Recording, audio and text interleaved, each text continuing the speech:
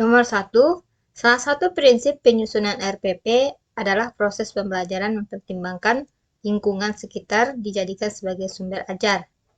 Makna yang terkandung pada prinsip mempertimbangkan lingkungan sekitar merupakan dari pembelajaran A. Berbasis konteks, B. Berbasis konsep, C. Berbasis lingkungan, D. Berbasis kekinian. Jawaban C. Berbasis lingkungan. Pembahasan pendekatan kontekstual merupakan suatu konsep belajar di mana guru menghadirkan situasi dunia nyata ke dalam kelas. Pembelajaran berbasis lingkungan adalah pembelajaran yang menekankan lingkungan sebagai media atau sumber belajar. Pembelajaran berbasis lingkungan merupakan implementasi dari pendidikan lingkungan yang dilakukan secara formal. Pembelajaran berbasis konsep merupakan pembelajaran yang menekankan konsep atau gambaran besar dalam materi pelajaran. Keterampilan kekinian yaitu berupa pembelajaran yang berbasis ICT atau Information Communication Technology. 2. Salah satu prinsip penyusunan RPP adalah berpusat pada peserta didik. Proses pembelajaran dirancang dengan berpusat pada peserta didik untuk mendorong kecuali A. Kreativitas, B. Motivasi, C. Pengetahuan, D. Kemandirian. Jawaban C. Pengetahuan. Pembahasan proses pembelajaran dirancang dengan berpusat pada peserta didik untuk mendorong motivasi, minat, kreativitas, inisiatif, inspirasi, kemandirian, dan semangat belajar. Menggunakan pendekatan saintifik yang meliputi mengamati, menanya, mengumpulkan informasi, menalar atau mengasosiasi, dan mengkomunikasikan. 3. Untuk menjamin ketercapaian hasil pembelajaran, seorang guru harus menindaklanjuti hasil pembelajaran. Berikut ini bukan merupakan kegiatan yang dapat dilakukan guru dalam menindaklanjuti hasil pembelajaran. A. Penentuan nilai kelulusan, B. Perbaikan program pembelajaran, C. Remedial, D. Pengayaan. Jawaban A. Penentuan nilai kelulusan. Pembahasan penentuan nilai kelulusan ini dilakukan di awal semester. 4. Latar belakang, tujuan penelitian, dan manfaat penelitian harus menjadi bagian dari PTK, khususnya pada bagian A. Kesimpulan, B. Prosedur penelitian, C. Pendahuluan, D. Metodologi penelitian. Jawaban C. Pendahuluan. Pembahasan dalam pendahuluan terdiri dari A.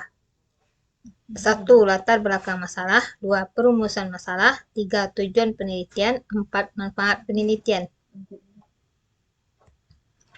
5. Penilaian kompetensi sikap dilakukan melalui kegiatan berikut.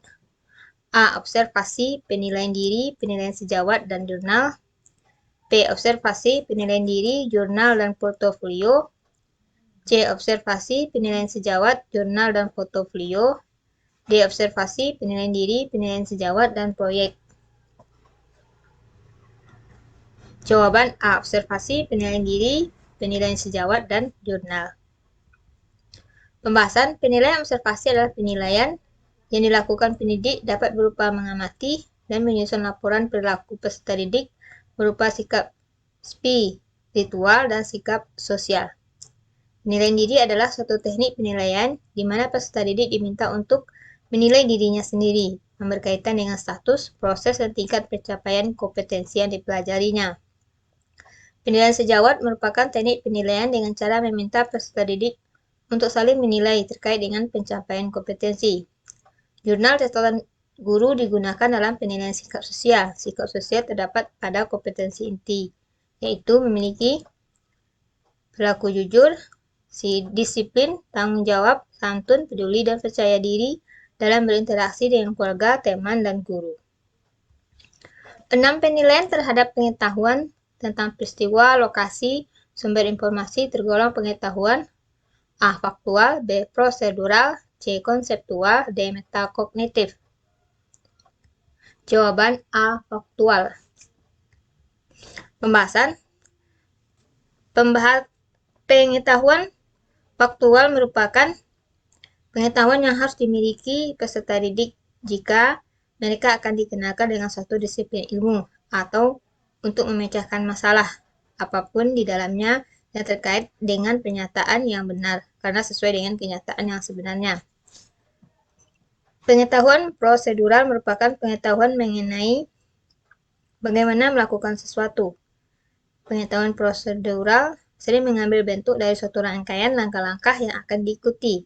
Hal ini meliputi pengetahuan keahlian algoritma, teknik, dan metode secara kolektif sebagai prosedur-prosedur.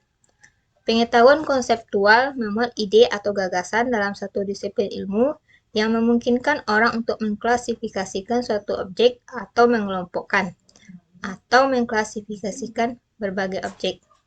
Pengetahuan konseptual berkaitan dengan klasifikasi, kategori, prinsip, generalisasi, teori, model, dan struktur.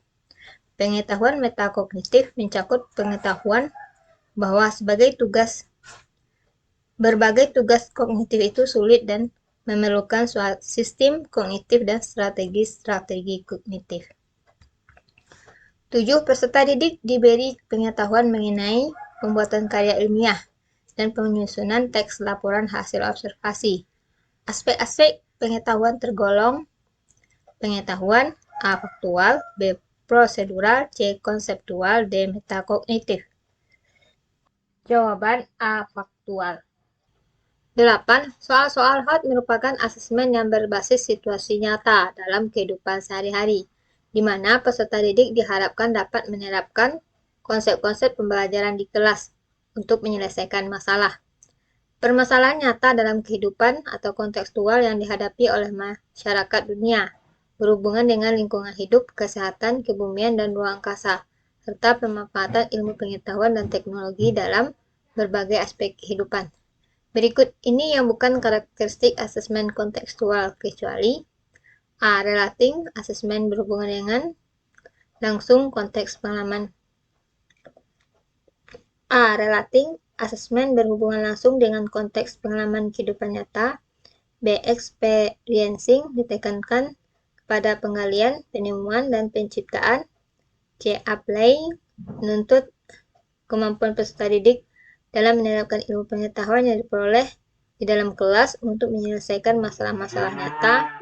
D. Communicating, menuntut kemampuan peserta didik mampu mengkomunikasikan kesimpulan model pada kesimpulan konteks masalah. E. Transferring, menuntut kemampuan peserta didik memahami konsep-konsep pengetahuan. Jawaban E. Transferring, menuntut kemampuan peserta didik memahami konsep-konsep pengetahuan. 9. Program remedial dapat dilakukan melalui bimbingan secara perorangan bila ada beberapa peserta didik yang mengalami kesulitan yang berbeda-beda, sehingga memerlukan bimbingan secara individu. Bimbingan yang diberikan sesuai dengan tingkat kesulitan yang dialami oleh peserta didik. Pemberian bimbingan secara kelompok bila terdapat beberapa peserta didik mengalami kesulitan yang sama. Pemberian pembelajaran ulang apabila sebagian besar atau semua peserta didik mengalami kesulitan. Pembelajaran dilakukan dengan metode dan media yang berbeda, menyesuaikan gaya belajar peserta didik. Guru perlu memberikan penjelasan kembali dengan menggunakan metode atau media yang lebih tepat.